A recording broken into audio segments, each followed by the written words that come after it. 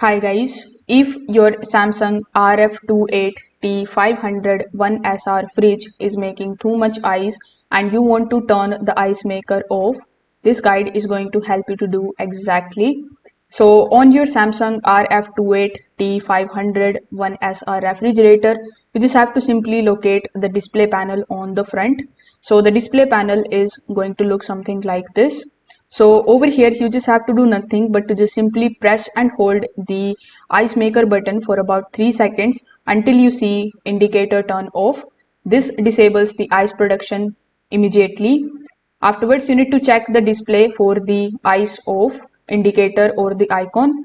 Also, open the freezer and listen. There should be no sound of ice dropping or filling. This particular step is going to confirm that the system is fully disabled. Now you need to open the freezer door and simply locate the ice maker switch. Some of the units have a small slash on and off or the leave on the side button. So you need to flip it to off if the control panel option is not working. So if you want to completely stop the ice production, you can also turn off the water supply valve which is connected to the fridge, and this is going to prevent any water from reaching the ice maker. So these steps are going to help you control the ice production very easily on your Samsung fridge. Thanks for watching.